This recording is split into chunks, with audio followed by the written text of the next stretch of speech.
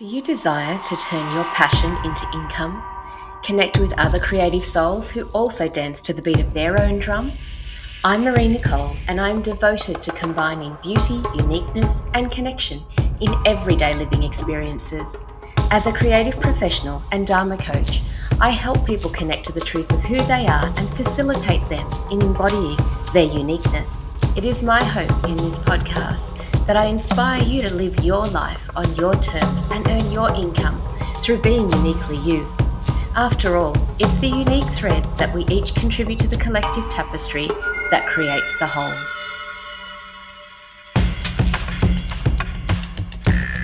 Before sharing today's podcast guest chat with you, I wanted to let you know about a free upcoming webinar that I'm hosting on Thursday, July 18th from 1:30 to 2:30 through the Digital Solutions program.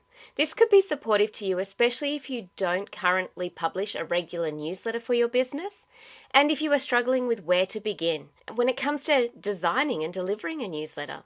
In this webinar, I'll take you through the process of determining your frequency, format, and style with activities that you can take away and do in your own time to determine how to approach this in a way that is manageable for you, especially if you are a solopreneur, while also serving your customers and clients' needs. This webinar will also serve to introduce you to how the Digital Solutions Program, a government-funded initiative serving micro and small business owners, can support you in your journey. If you're in New South Wales, Australia, have an ABN, run a for-profit micro or small business, even if you're just starting out, for a small fee of $45 plus GST, when you select the All Access option, you can receive up to 4 hours of one-to-one coaching, focusing specifically on your needs in the digital space.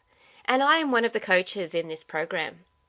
You can also sign up for the LITE program, which is free, and get access to a library of resources and join the community and connect with others travelling the same uncharted waters as you.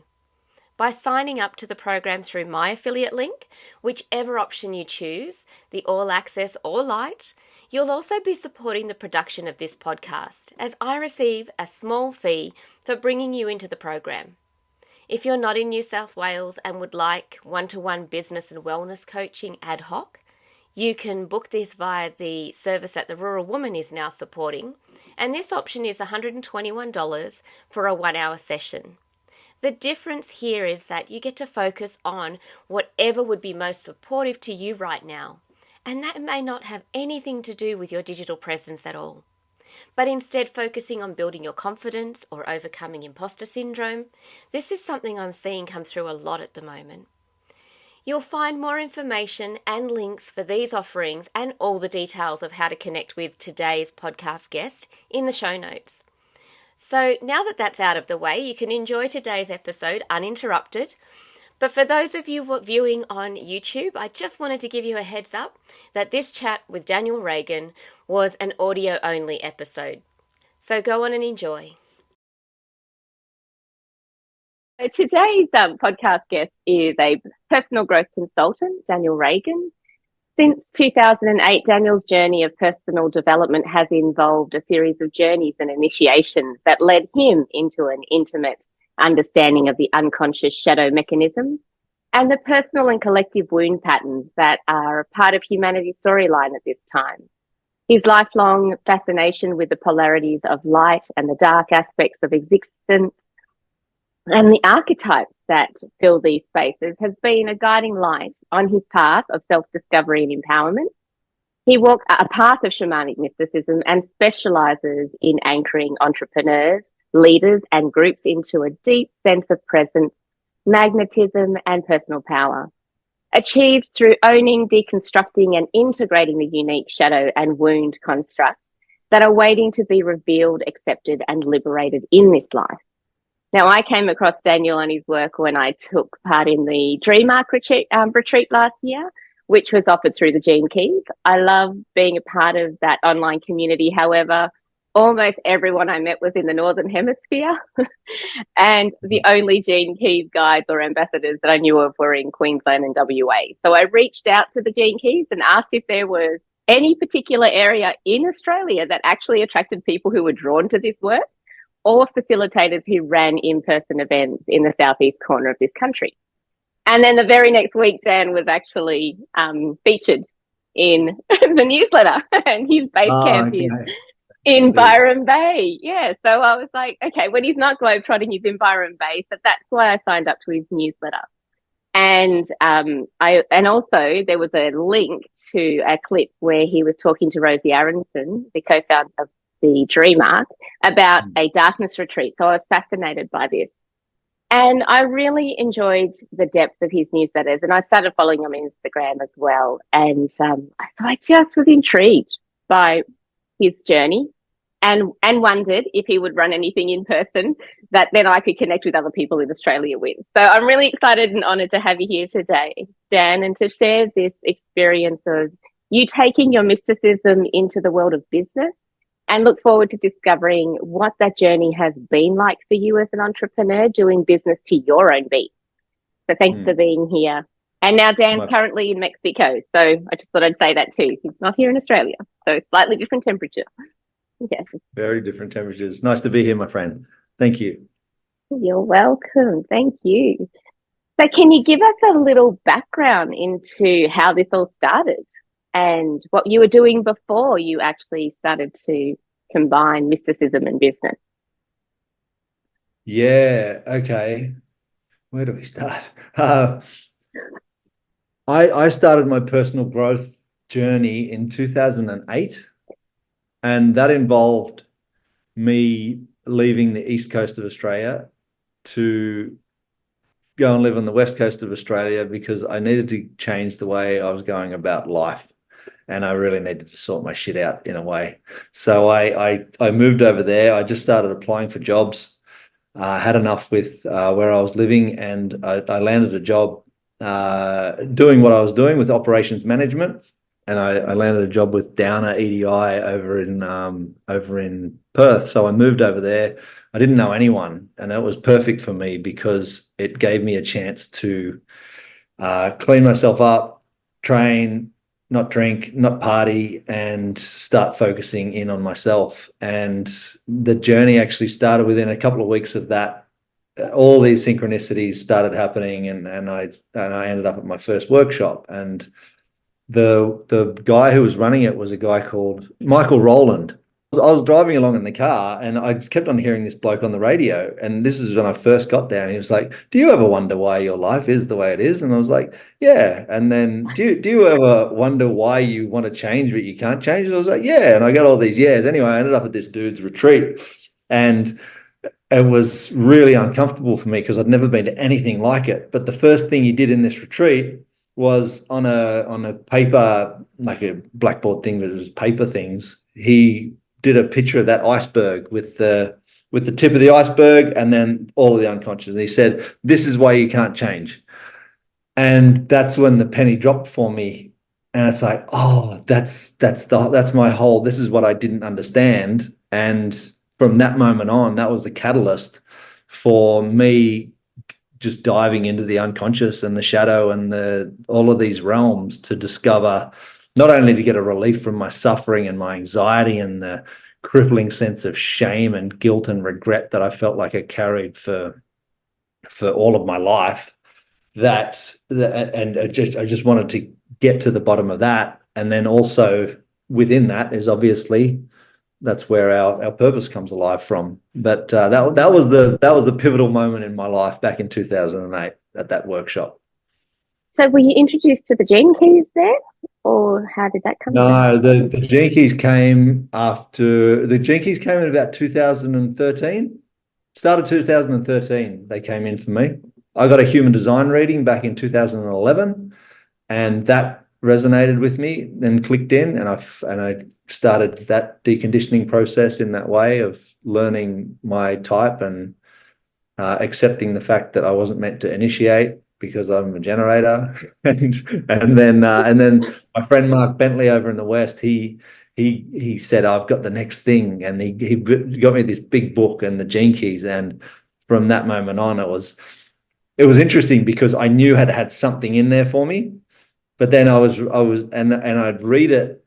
If I read it in the afternoon, it would be so activating for me that I wouldn't be able to sleep at night. So I knew that there was something that I had to follow in there. And that's what I kept on doing. I just read and read and listened and just interacted, and it came alive and became, yeah, something pretty big and substantial in my life. Mm. So then did you take that book into the business workplace and go, right, we all need to do this? Or how Well, did you it's get funny. I did recruit a few people back in the day into it, but the journey into business was a very interesting one because I've always been in leadership positions since my early 20s, and just naturally, like I wasn't career driven person. I'd just land in these positions and kind of naturally be elevated or get promotions into better positions in a way. But then I realized, and looking back now, that 7 years from 2008 to 2015 of me doing my own personal growth work while I was still in the workplace, and specifically while I was doing the Gene Keys and the Venus sequence in those last couple of years, 2013 to 15, that's where the businesses that I was involved in, they just transformed and they self-organized in a way that I'd never experienced before. If there was some bad apples or people that a lot of negativity or something within the business that were an issue, they would kind of self-organize out of the business. It was a really fascinating, and this happened organically, but it started happening at a more rapid rate that everything would just start to work out. But I was single for most of it, so a lot of my relational things were coming in through the people that I was managing, like supervisors and engineers, and then plant operators. But they were all coming in to inform me about what shadow aspects of myself were actually playing out. It was a fascinating journey in that way, but it really gave me a tangible sense of what's possible in any workplace for anyone. To bring that in, because a lot of people believe that, and I did at some stages, that you got to leave the workforce to actually step onto our path. Yet I think the workforce or the corporate scenario is a perfect playground for us to do our personal development within, because it's relational, and relationships are the coalface of our evolution. Everything happens in there. It's not to say that you have to stay in there your whole life, but it's a great training ground for interactions and getting to know your shadow at a deeper level.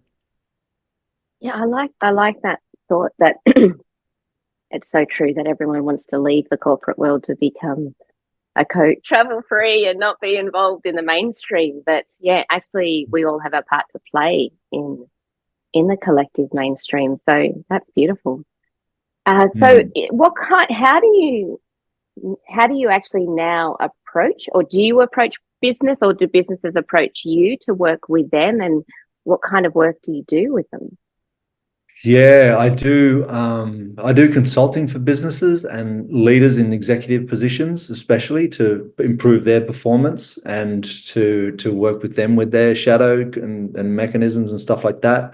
But I've been really fortunate in that I've just pretty much always worked word of mouth, and my reputation kind of brings in the next people, the next waves of people. So I've been very fortunate in that regard.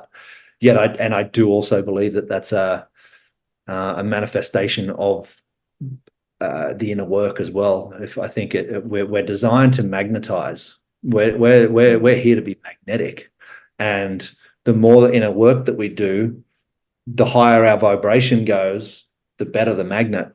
Yet if we're forcing things or living from our minds or following others too much or going against our inner authority, we're not really going to be at our magnetic potential. We're not going to be embodied and have the patience to be able to sit or restrain and trust the flow of life that is coming in.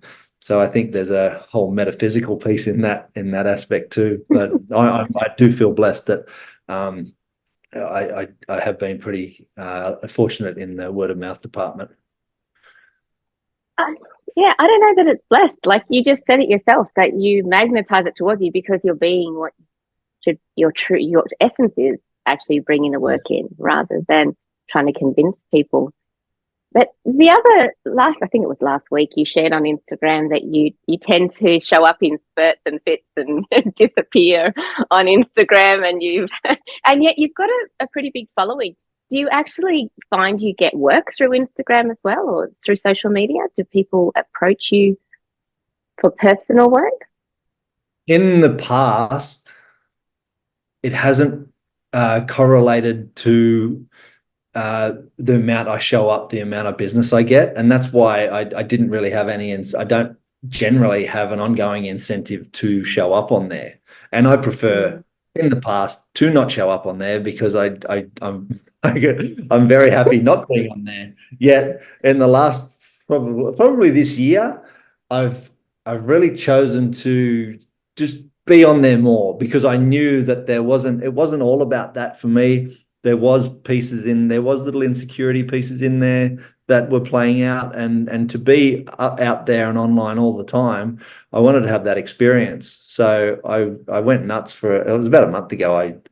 I tried to do 30 posts in 30 days, but I only got to 18, but it was heaps more than I'd done. I think it outdid, nearly outdone. The previous year. The previous year and the year before. Yeah. And I definitely done the year before that because I just wasn't.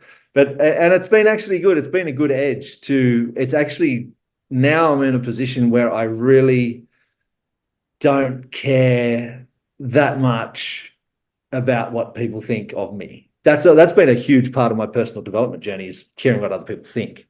And I've moved through that kind of behind the scenes, but then I know it because Instagram is such a good teacher and a good gauge of where you're at. Like, okay, now I can just take a selfie and post it and write something, and I don't even think about it again.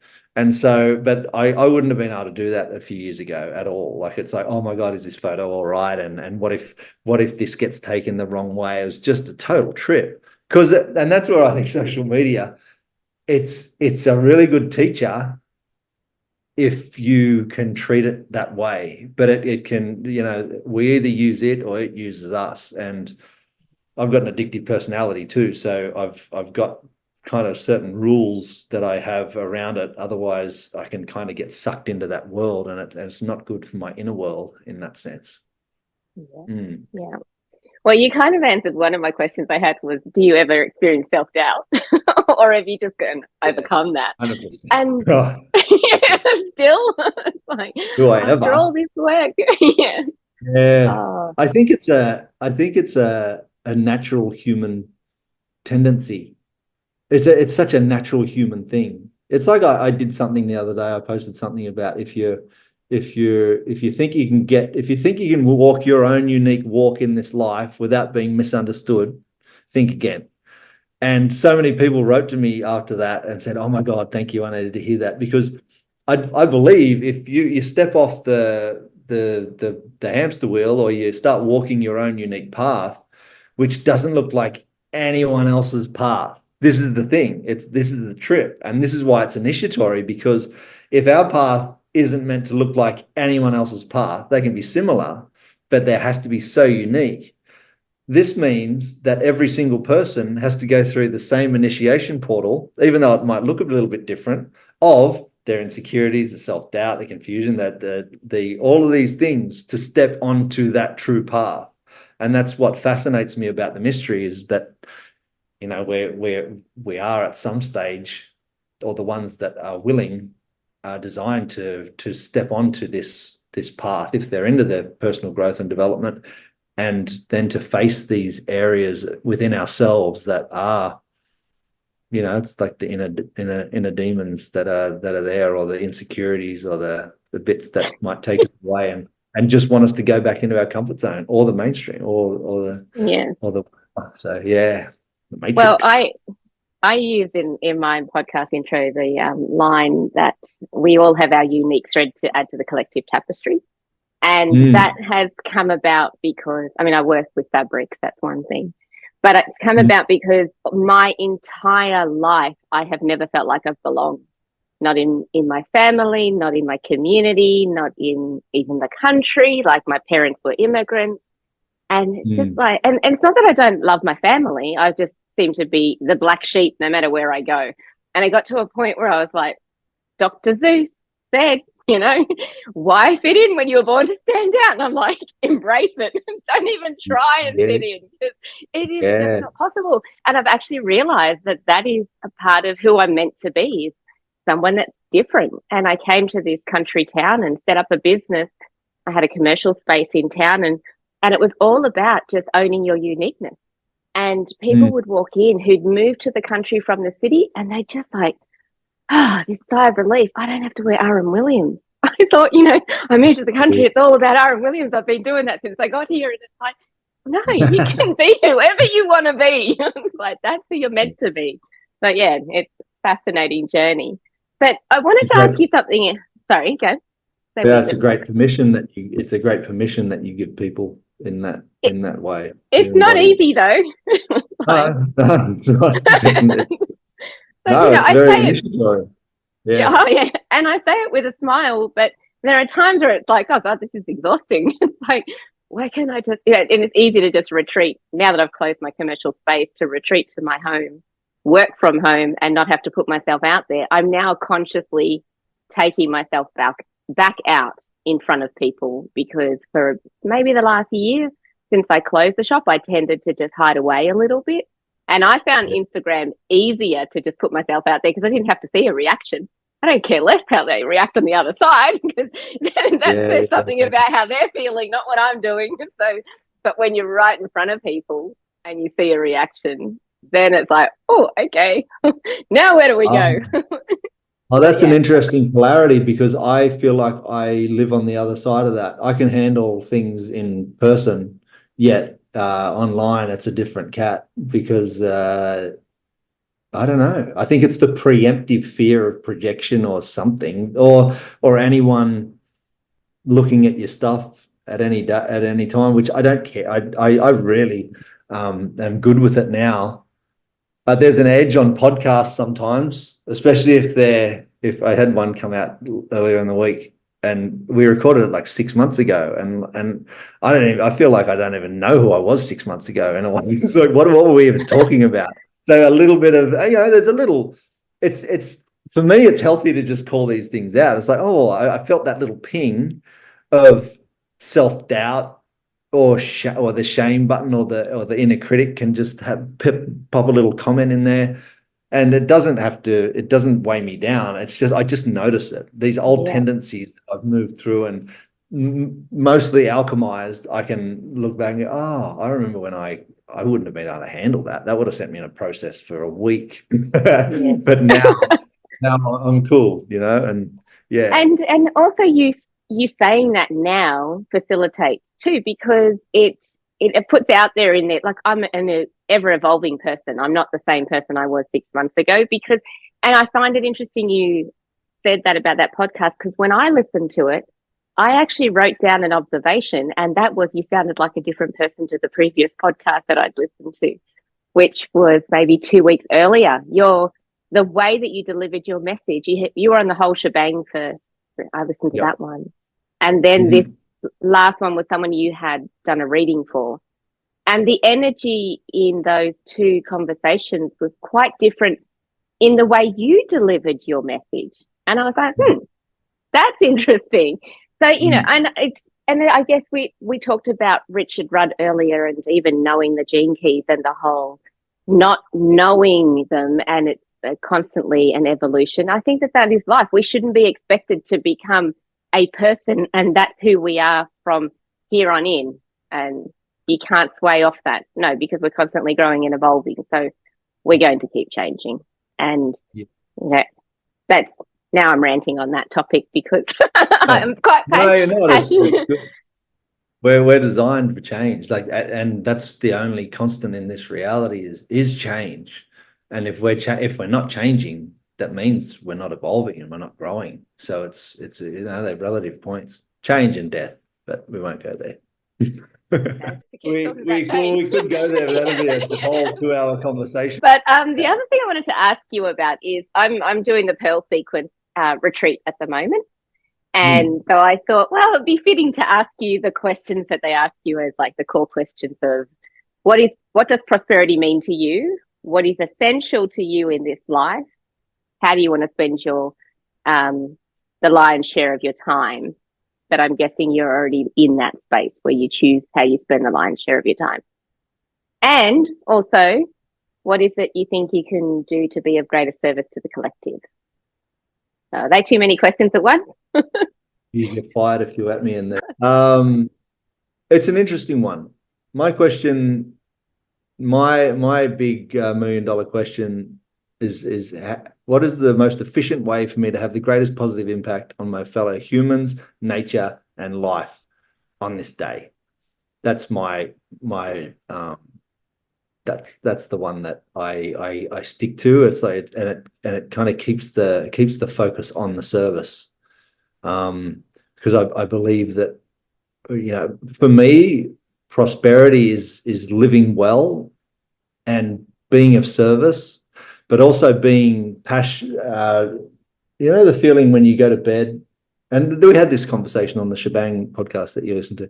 It's like, you know, when you go to bed and you're excited for the next day, like you just want to, even if it's for something simple like working out or doing something or writing or whatever, that's prosperity. That for me really is the underlying thing, and living well and living smoothly and having all relationships in coherence and looking after the ones you love. And yeah, those are a few things that I relate to prosperity. What would you answer to that, may I ask?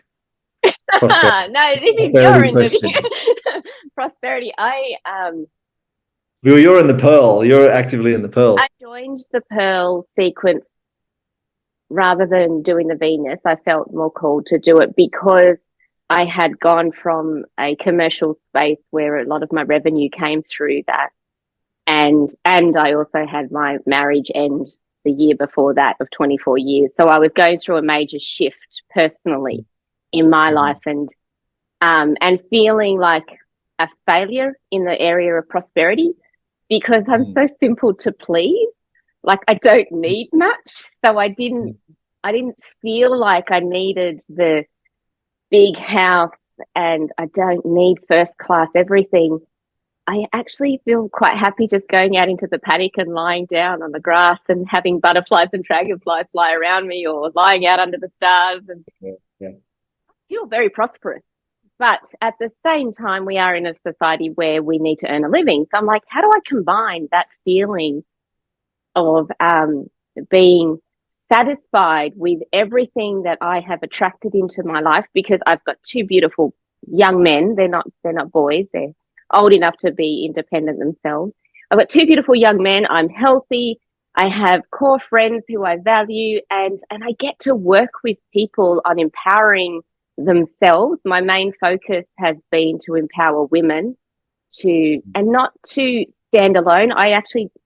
It's not the fact that I don't think partnership is important. I just think women can tend to get lost in partnerships, especially as mothers, and lose themselves. So I really wanted to empower women to still take care of who they are. So I have felt prosperous most of my life, even though I can't get online and go, I made, six-figure whatever in my business. It's like, I don't see that as prosperous. I see being happy, healthy, and capable as being prosperous, and being connected to nature. So that's my summary. It's a pretty in-depth summary. I like that. And there's a good, you bring up some good points there. I don't think prosperity is about I just did a 50K month, or like, that's just not prosperity at all. I think especially now I work. I love that word. I work really intensely. I focus really intensely on my physicality and training and like getting body work if I need it, but supplements and having my physical vehicle healthy and aligned and balanced, and doing everything to support that, like good sleep, good food, intermittent fasting. I do ice baths, all that sort of thing, because it's the foundation of everything. So if I had to give one simple answer to that question, it would still be to be fully healthy and alive, the feeling of aliveness within my physical body that's prosperity, and everything will flow from that space. Absolutely. And you used the word work, and then you retracted the word work. And that made me think of a conversation I had with someone I coached recently. And she said, I don't work as much as other people. And I was like, hang on a minute. Like, she had 2 rounds of cancer that she recovered from, and a major life tragedy that she lived through. And she's like, I spend like 3 hours a day just looking after myself. I'm like, that is a part of your work, because she is also a coach. And we talk about, you know, that feeling of opening up the energy channel. And I'm not saying necessarily to channel in other beings, but there are times in a coaching session where I feel like if I haven't done the work to align myself, then I can't collect the information from all the wisdom I've gathered over the years to deliver a response that doesn't just come from my head. And there are times that I'll say something that I'm like, I don't even know where that came from. I feel like I needed to record that so I could hear it again. 100%. Because we have done the work to actually allow that flow. And she is exactly like that. So I think our society says you need to work this many hours, and that's what work is. And your self-care is like a luxury. But no, it's essential. We've lost sight of that. It's, you know, at the moment I'm sitting in the lounge room because it's warm, but my office, I've stopped using what we call the Zen Den, because it is a very peaceful space, but it is also the coldest place in the house. And so when I'm sitting there all day, I end up fusing up and my body is uncomfortable, and I don't feel like I'm as present with my coaching clients. So now I sit in the lounge room on a floor cushion, and I'm comfortable, and I can serve them better. So, you know, 100%. So you think about offices, sitting in an office in artificial lighting, and in the name of work. And that's what's important too. And it's a really good point that you bring up. It's that I think I would 100% spend more time in self-care and tuning up, doing my own inner work than showing up online or with sessions. I think that's a necessity in some regard. You've got to have. This is why I disappear for months on end sometimes, because life will pull me into just a lot of mutational energy or a lot that I need to work through within myself and alchemize in order to then come out the other end and embody it in order to facilitate what I do, because we can only facilitate the depths that we've gone to ourselves. Existence doesn't allow other than that. So it's interesting. So to be on our game, I'm 100% with you. Yeah. So in that regard, you also have said, I think in your newsletter, that, you know, you lean into the unknown. But I'm curious as to whether or not you do any planning, because you kind of have to know what's happening next to support you going forward, right? Or do you just allow whatever to come through and trust that life will take care of you in terms of the societal measures of life taking care, that you will have enough financial backing to support the time that you need off to then get you to the next thing? Or do you actually allocate time to projects ahead of time that you're working towards? You know that time you've got between now and then to take care of your needs and then show up for them. How does that work? It's just one big rolling ball of everything that I don't spend any time thinking about, actually. Like it's like I can, and that's where I think I've gone to the extreme of being stripped back and living in a certain way so I can interface with the mystery at a deeper level, yet I'm never too far ahead of myself in a way, because I find that, one, I'm never on the money if I am thinking too far ahead, and I naturally don't spend any time there, but money lands when it lands, and it funds my next moves. And if the money's not there, I'm not meant to be there. You don't move. I've just got this symbiotic relationship with life that money shows up when it does. And yes, there'll be times when there's a lot more than other times, yet it's kind of just one rolling ball life moving through me instead of me figuring out what the next things are, in a way. Yeah. In answer to your question, I don't plan much. I've let go of most of the planning. So the container that you have at the moment that you're working in, the deepening, you would have had to have known a time frame for that. Oh, yeah. So how does that work? How do you allow yourself that freedom and then be locked into something? That's actually an interesting thing, because it's like and I have these 3-month commitments. I have 6-month commitments with clients as well, but it's basically I have that structure. I think that's my only structure that I have in my life, is my clients and my work online in that way. But as far as my moves and where I am globally, or that is somewhat dictated by my private retreats that I run as well. Yet I think that gives me the structure to be able to reside in the mystery the majority of the time. And not in the mystery as in, people can say, oh, you live in the magic, the mystery. It can sound very like wafty or uncommittal in a way, because a lot of people don't understand it. Because I often can't explain. You would have read that thing that Your email. Because it's like, and that's one thing that shame does come up. If we live we're designed, I believe, to live in the unknown way more than we do. But because we fear, and we've got these shadows and the fears underneath the surface, we like to know. We like to have the solidity of thinking that we know, or planning and expectations of how things are going to look. And we like, as humans, we spend a fair bit of time in that space. My deconstruction has been around stripping all of that back to interface. And when I say magic, I'm not talking about magic as in conjuring spirits, and like, magic is actually interfacing with life as it is. That's magic. Like, that's true grounded magic, is in that ability to actually see through the illusion and live in that relationship with the mystery, which is as gritty as it gets, is as far as I'm concerned, because that's where you do face all your fears, because you're not in the busyness and you're not in the busyness, and you're not in the construct of knowing or thinking because that can be an illusion as well. Yeah, absolutely.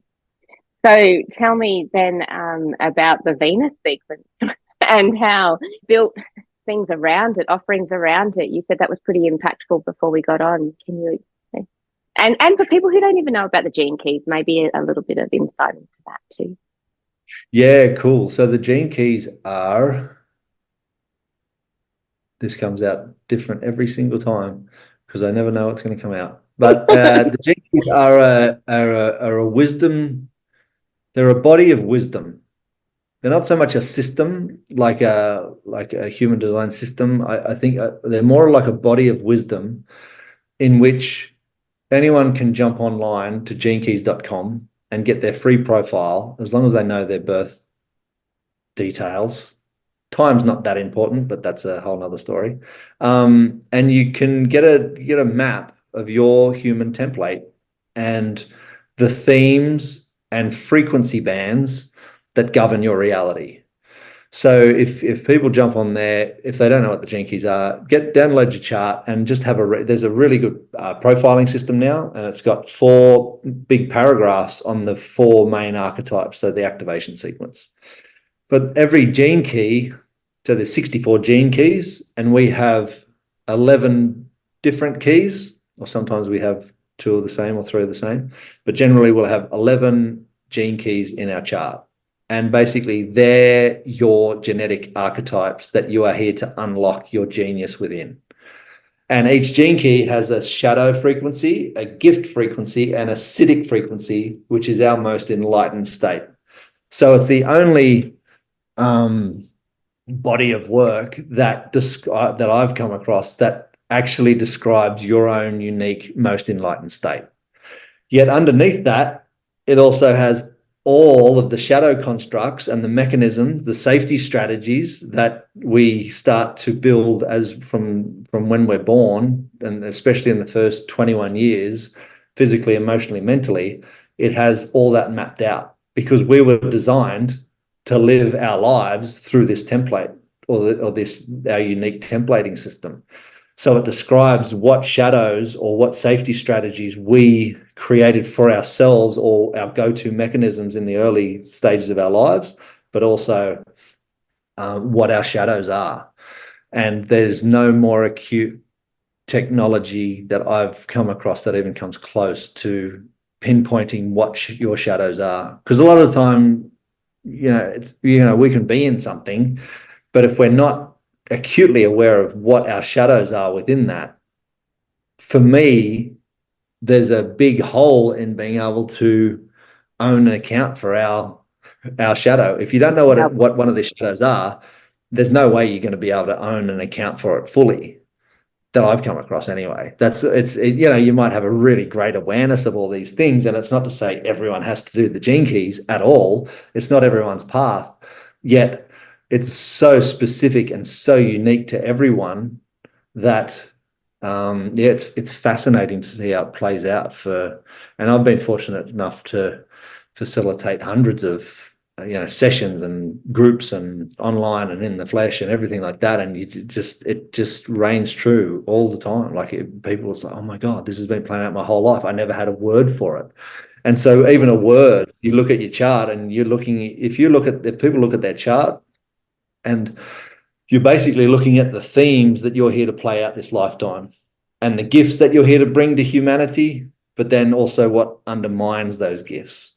And then as you start to own an account and allow your awareness to kind of mine more of the shadow, you just naturally embody more of your gifts. And if you've got a gift in your hologenetic profile, you're here to gift that to humanity. That's the design of it all. So it brings a huge amount of clarity to people's journey at times, if they're willing to go down the rabbit hole of these shadows and have a good look.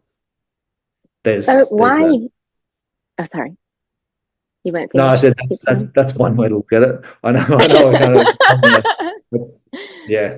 Comes out different every time, which is fascinating. It's fantastic. It comes out as it's meant to at the time. What makes you so passionate about the Venus sequence in particular, that kind of central part?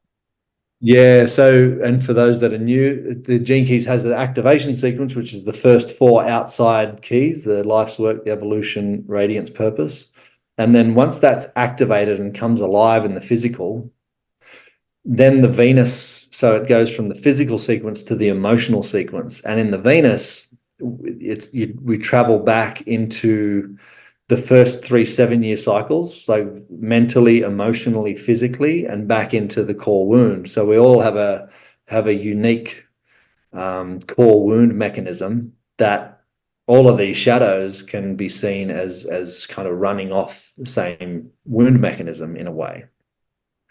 And that's got the biggest yield of any personal growth and development there is, because no one's ever become enlightened without going to the root of the wound. And this is a literal map back into those constructs and the defensive constructs, especially mentally and emotionally, and the IQ and the EQ, that inhibit us from really going that deeply into ourselves in a way. So it's got, from 8 to 14, it's got this that's where our emotional years. So it grows our emotional intelligence, but it also has a specific emotional defense that's attached to it as well, and our go-to strategy for protecting ourselves in those years. And then in the mental year, and then in the third 7-year cycle, the mental body we're building our mental intelligence, but we're also building this very unique, specific mental defense strategy based on not wanting to allow any more harm, or what happens when we face intensity, what happens when we're triggered, and that overrides the emotional body. So it actually goes back in time. So we have to unwind and deconstruct these layers within ourselves and these defensive constructs, if you want to call them that. And so it's really deep. It just brings everything. I stand by that. I don't think there's any deeper, ongoing, self-initiatory work that one can step onto than the Venus sequence, because it consistently brings up more. And you don't need a facilitator of it. You don't need to be, coached through it. It's if you're committed to getting to the bottom of your own stuff and stripping back the layers that are in the way of you living your truest purpose in this life, that is the ticket. And But you got to give up a year. I say that with a lot of authority, yet that's been my experience, and I'm open to that being outdone someday. Yet I've been very deeply in the Venus, especially for nearly 10 years of that Venus. It would be 10 years, because I went straight into, and it's been remarkable, like what relationships it starts to draw into your reality, the depth of your awareness and where it can go and what it can understand and embody, and then facilitate or teach as well. So it's got everything in there, but it's definitely an initiatory path for those that are stepping onto it. And you only know when you know. It's like if you talk to anyone in the Venus, they're going to know. And so I'm talking about it to you today as well, but you don't know until you know, in a way. That's the Venus trip. But anyone who's been through it knows what it can bring. And then there's no end to it, which is why it's, it's good. Yeah. So is this what you do in corporate? Do you go with the leaders, let's look at your Venus sequence? Is that where you... If they're committed enough to the individuals, yes, definitely. If they're committed over a longer period of time, definitely we'll go into some Venus content. That's the same as if I get, if I've got repeat, containers with clients that they've done like 6, 7, 8 rounds with me, and it's not always, it's just the 3-month rounds, and it's not always around the gene keys. Obviously it's like life but the gene keys are just such a good there's such a good backbone, you can just, everyone's patterns are playing out within that matrix. So it's really good to be able to facilitating it as a dance, though, because there's a responsibility with it. You can't just tell someone, well, it doesn't work in that way anyway, even if you were to, but it's a dance of allowing people to come to their own insights, so it becomes embodied wisdom and their own breakthroughs in a way. But then being able to, and what I find I do a lot with people is give them a story about how these underlying archetypes or shadows may play out in their reality, and that gives them a way in. So their awareness goes, oh, I know how that plays. And then that opens up a portal for them to go down themselves. So it's a bit of an art form, yet it's so enjoyable. But yeah, some corporate people I've taken down into those depths, yet it's mostly the corporate groups and things like that. It's more introducing, and even the first 2 spheres. Have you done the activation sequence before? I only done the pearl. So I did. You just went straight to the pearl, straight for the prosperity. Yeah, of That's course. Good. Yeah. Look, it was situational. I was like, the dream arc made me even more curious about the gene keys, because every time an animal came up with the keys associated with them, I kept reading about that. And then I was like, yeah, but no. Straight to prosperity. No, that's great. It's good. And there's no one way, yet there's no wrong way of doing it. But for some groups that I run, and introductory groups of people that haven't heard of it, I'll just go to the life's work and the evolution, and I can do a whole thing on that, because that life's work and the evolution and the line number, the frequencies, there's a gene key and then a line number, and those line numbers are everything within this, and a lot of the time they get skimmed over. But that's a lot of the facilitation I do, is connecting people's awareness to those frequency bands, because they've got, for example, in our life's work, it's like that's the gift that is in your life's work. That's what you're here to give. That's your expression through the sun.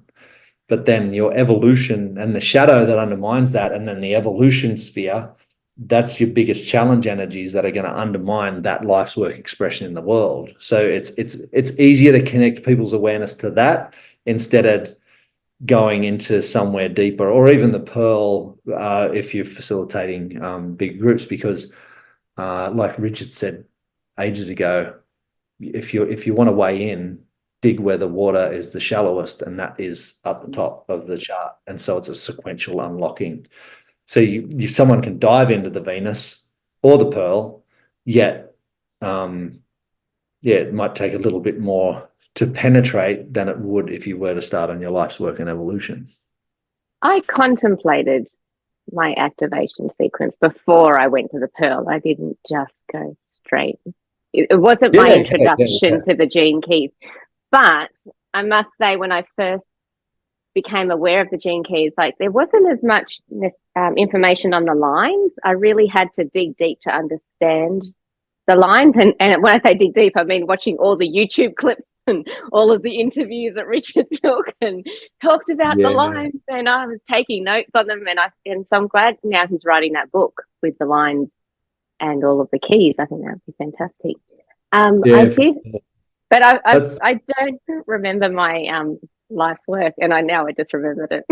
Like farsightedness, I'm like, yeah, I do need to have a lot of farsightedness. I have in my entire life, but what made me really excited about finding out in the dream arc that the peregrine falcon was associated with the life's work, I was like, I love birds of prey.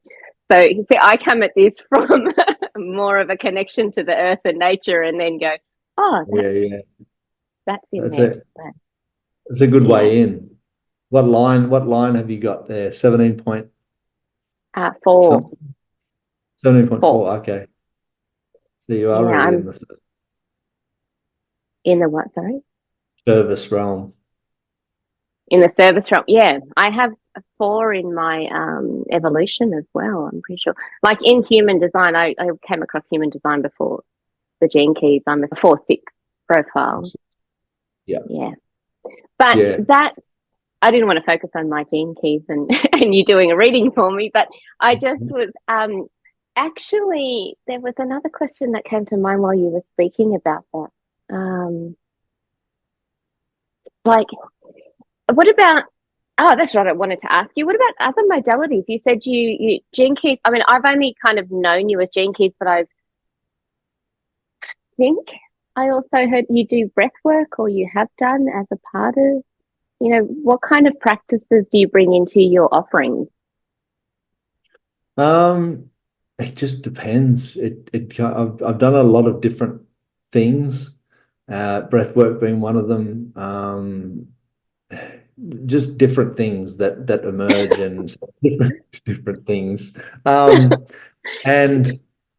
the embodiment of which you just got, the more tools that you can get in your belt of embodiment in that way, the more that you've obviously can bring forth. That I find that the more that it's interesting, the more that I used to plan for sessions. I used to do a lot of planning and a lot of and the more that I let go of planning, the more I get, the more I'm in tune myself and I'm grounded for a session. I don't really plan at all now. And that used to scare the shit out of me, because it's like, oh my God, I've got to give this person value. And like, what if I stuff it up? And it's like, I've got a fear of failure and all this sort of stuff. But now it's like the interview today. I didn't, I would have prepared for something like this years ago. Yet I know that the more present I am, this field of when you're dealing, especially one-on-one and groups, but one-on-one in mentoring, the more that I'm present as a facilitator, whatever needs to be said is just going to arise in the moment, and it can't be planned.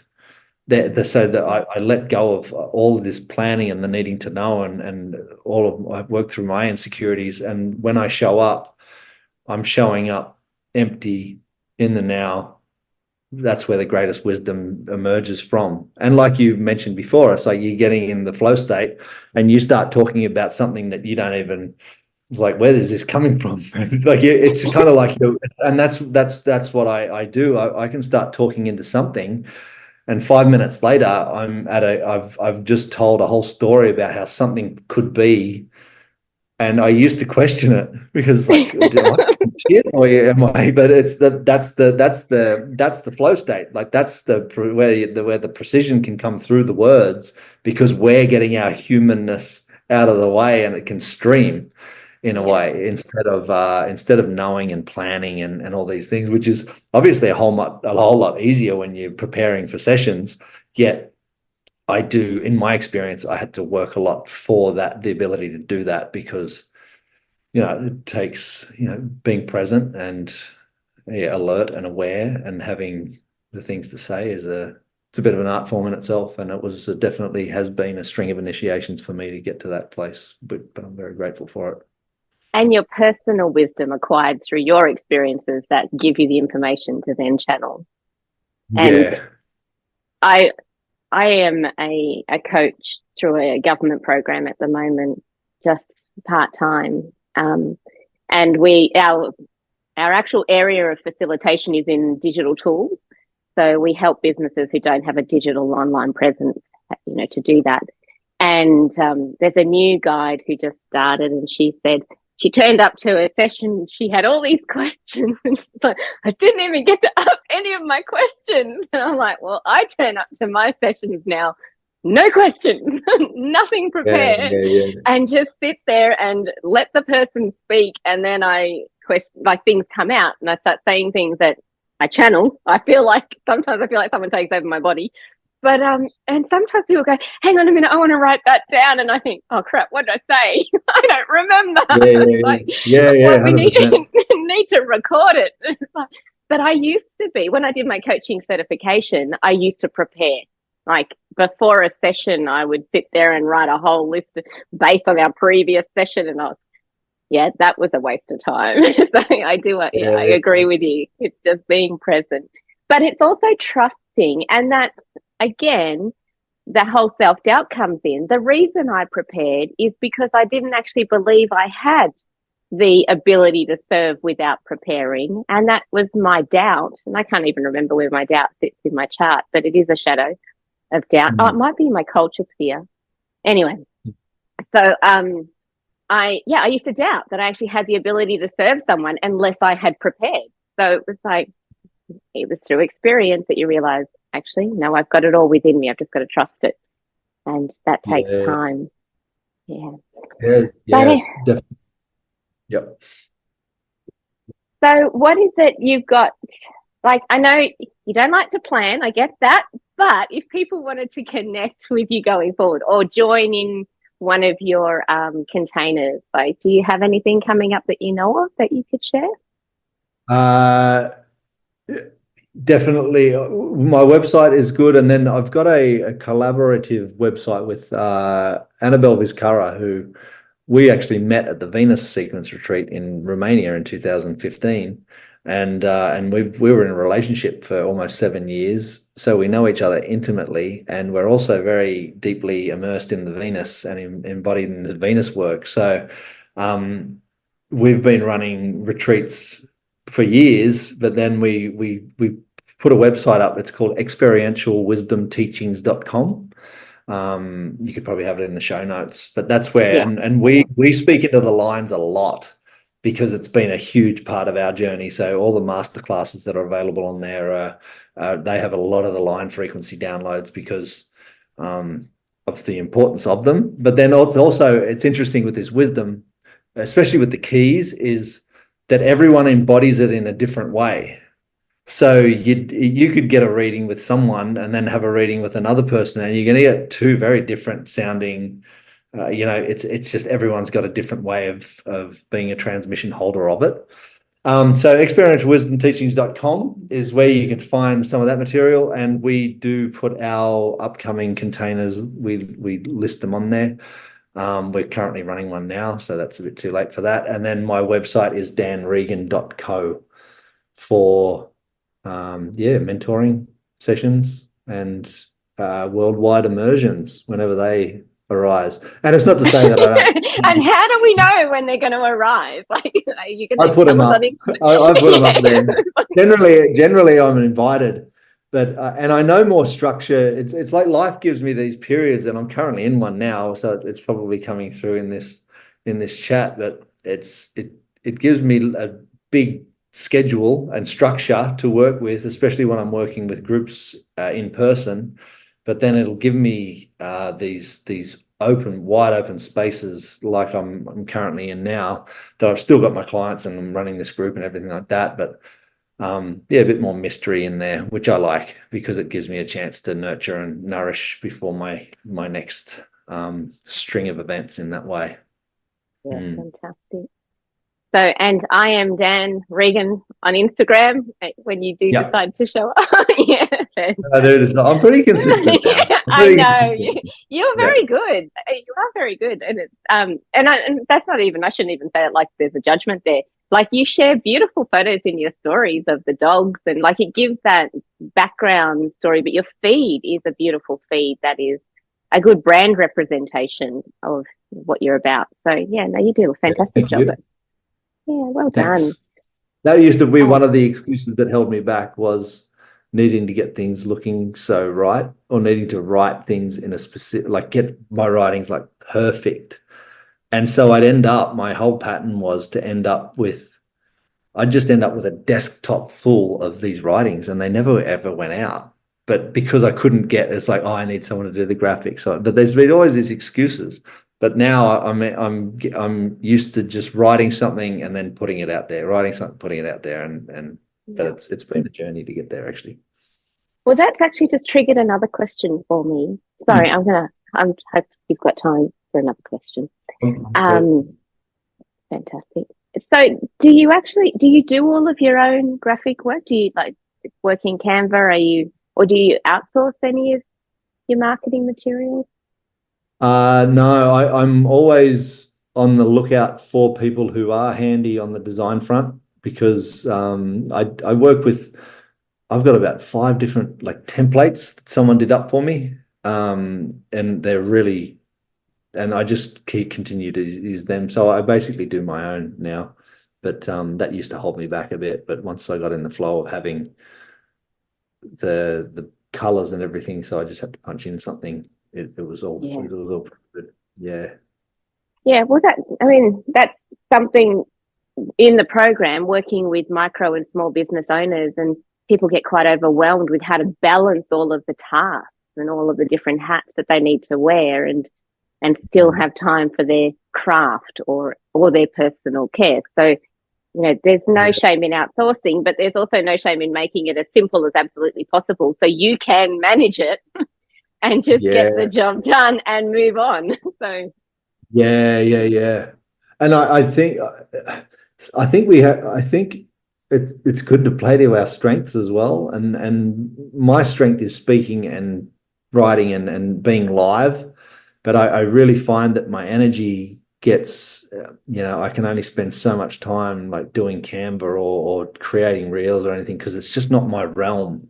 So ideally, and in the future, as things progress and grow and expand, I will have, and I have had others in the past to just do things for me, but I do like the sound of that, because it allows me to stick to what I'm best at, whilst someone is there to kind of churn out and doing what they're best at. So it's so collaborative effort in that way. Yeah, absolutely. Beautiful. Well, I feel like we might be coming to an end with the recording of the podcast. So, but is there anything you want to share that you feel like we need to hear in this moment? Channel. And no pressure. I'm only joking. It's like, if there's nothing else, it's fine. If people are curious about the gene keys, it's a really good, you don't have to dive into the Venus and the wound and everything like that, but it's a really good system of, I said the system word, it is like a body of wisdom that is so accessible, and it is so accessible because the world needs it. It needs it to be accessible as it is. And that's there. And for anyone to download their profile and to be a bit curious about what these themes are and some of these shadows, and because you can get a lot of gold out of the transmission in that way. So I guess an invitation for that, and an invitation for people to let go of the knowing a bit more. I constantly and part of my purpose, that's literally my purpose key, is the 61. It's inspiration. It is living more in the not knowing, and to inspire other people to do the same, to live in the magic and to interface with reality as it is, which is largely outside of the known and more in the unknown, where all of our interesting pieces reside. So is that everyone's comfort zone though, to live in the unknown, or do some people, is it their calling to live in the known? Yeah, maybe it is. I'm not one to judge that, and maybe there are people that are designed to live in the known, and that might be their trip. But I'm definitely on this path of being stripped back to live more in that mystery and the unknown, because I found that everything is in there, and if I wasn't doing that, I wouldn't be true to myself. So yeah, this is my trip, and other people can have theirs, and it might be full of knowing. That might work for them, but I don't think it's me, but I just thought I would ask on yeah. It's an interesting one, because it's good to question these things, because I'm aware that there can be arrogance underneath anything that we're so like anchored or believe so deeply in. So I'm always open to feedback, and when a question like that gets asked, it's like, oh, maybe there, well, maybe there. I'm not sure how much magic would be in that reality and how much of the reveling in the mystery, but that might work really well for some people, and it does. And but I'm not really sure how much change could be in a reality of knowing, and how much evolution. Anyway, yeah. Well, thank you so much for your time today, Dan.